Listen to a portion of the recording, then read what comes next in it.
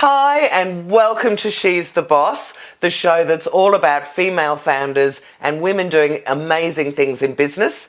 My name is Jules Brooke and I'm the founder of Handle Your Own PR. Now, today I am beside myself because I have a fantastic guest.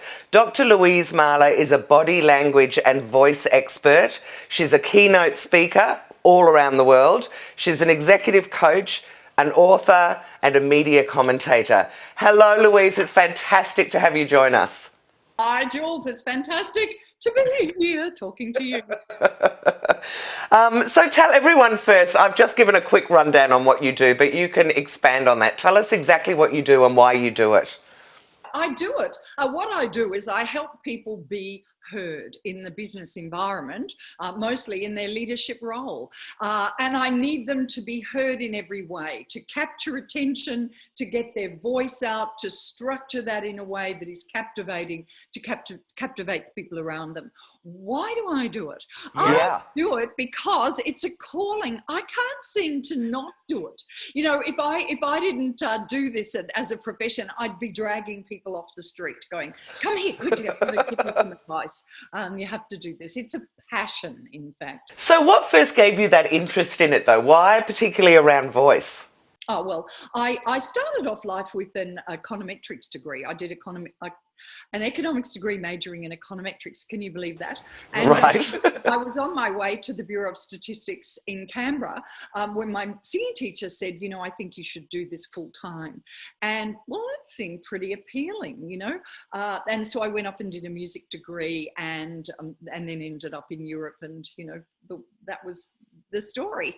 Went on from there. So voice became an absolute passion, voice and performance for, you know, well, started at 10 solid years, 24 hours a day, 7 days a week, and then has continued in the business environment. So I know that you went over to Europe and did this opera thing, which gave you this this interest in voice. Now, one of the things, if anyone knows you, and I have seen you speak and I've known you for a while, you talk about vocal fry. What is that? Yeah, vocal fry is the bane of my life, and it's become the indicator of our lack of knowledge. You know, when I lived with Elizabeth Schwarzkopf, very famous singer in Switzerland, and Elizabeth Schwarzkopf, we could spend the whole day deciding how much air you'd pump into a note, whether you'd go here or yeah, or, you know, something different. You debate, no, I think here, no, I think that, and nothing. And how much air do you get behind that note? Then I came into business and I found people going, hello, how are you?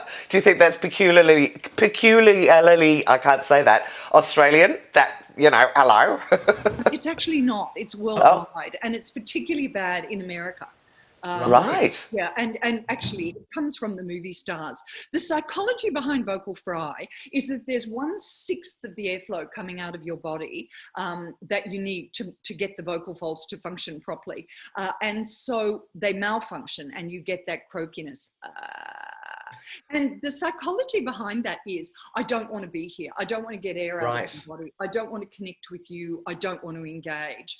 And movie stars will use it when they're very famous. So we're doing, I am, you know, and they're doing all of this. And then they come for an interview and they go, well, Jules, you know, one of the I think with the role, you know, and they're trying to say, look, you know, I'm not full of myself. I don't need to act all the time. Oh, it's all very casual. Kardashians do it. It is, of course, a crisis in business, because to be sending a psychological message of I don't want to be here and I don't want to connect with you is a poor choice. And the thing is that people don't realize that they're doing it. You know, right. I was with a lady yesterday and she was practicing an interview question, and while she's talking to me, she put her finger up and did this for about 25 seconds. And I just sat there and stared at her. What does that mean if someone's sticking their hand in their ear? Through this gesture. And she goes, I didn't do it. I'm like, thank you. You know, we don't know what we're doing. We don't bring our attention to it and, you know, to our own demise. Right. And why do you think then, because I know you're teaching lots of leaders, Why is having a really powerful voice and sort of their body language, because that's the other thing that you study, why is that so important? Because presenting is about changing hearts and minds. And we do that. The first thing that we read in others is their body. And the second most important thing is their vocal tone.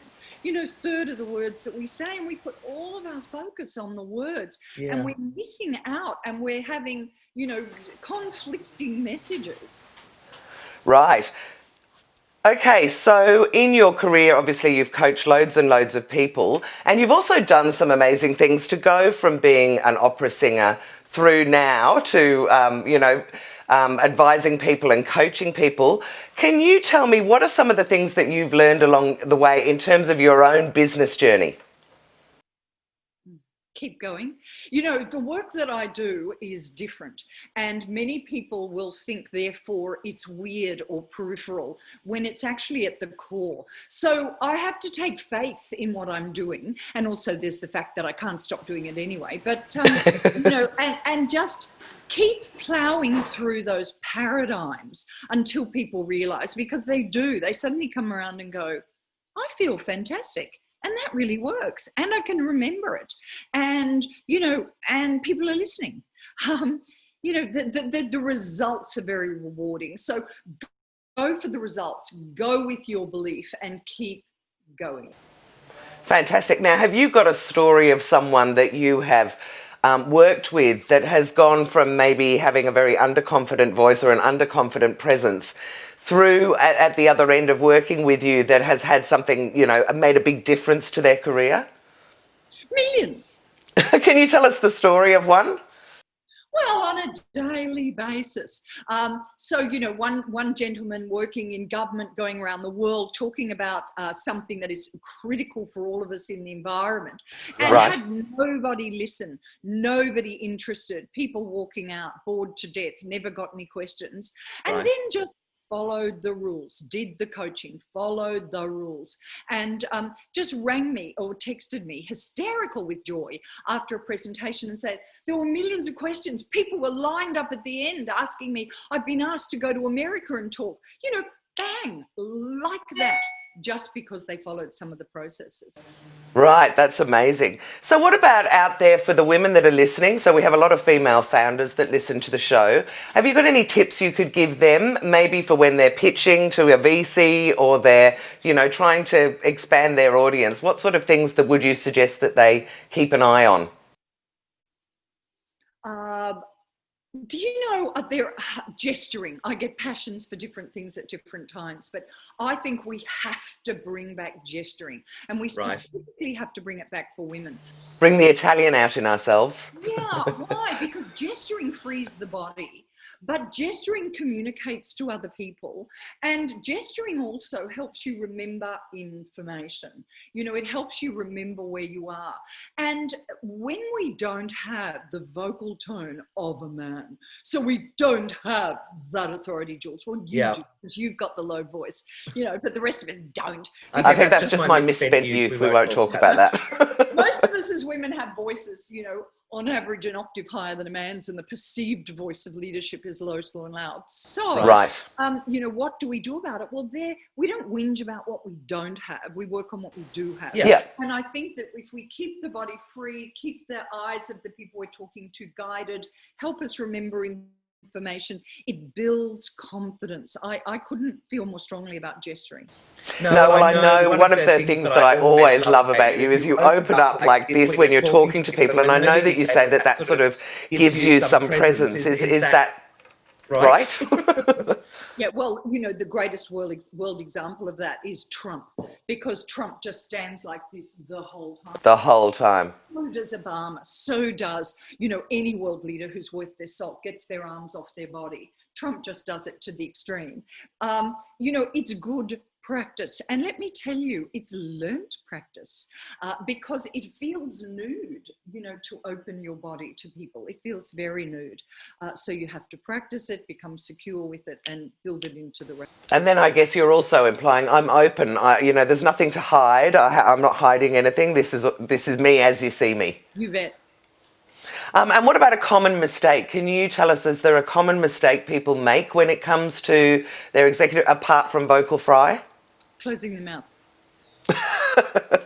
Keeping it closed? So Or at the end of a sentence, Jules, we make a statement and then we close the mouth and then we listen. and is that good or bad? That's bad. Anything that closes you is bad. So if your body is closed, your mouth is closed, your eyes are closed, obviously. None of these are good. You want to open. Very strong messages of trust me, I have no barrier to you. Fantastic. So, Louise, is there anything else that you would like to offer as advice, or a little bit about your own experience running your own business that you could share with any of the female founders? Have product. Get videos, get content. Repurposing is a really good idea too. In our new world, videos. Fantastic. So, Louise, if anyone was to try and find you because they want to learn about executive presence, or they just want to be in your fabulous presence itself, what's the best way for people to get hold of you? Oh, too easy. Well, Louise Mahler is my website and my email. And so my website is louisemahler.com. We're in Australia, so it's .au. And my email is louise@louisemahler.com.au. Fantastic. Listen, thank you so much for coming onto the first lockdown version of She's the Boss. It's fantastic to talk to you. And I'm sure that a lot of people will be really, really interested in what you have to say. So thanks so much, Louise. Thank you.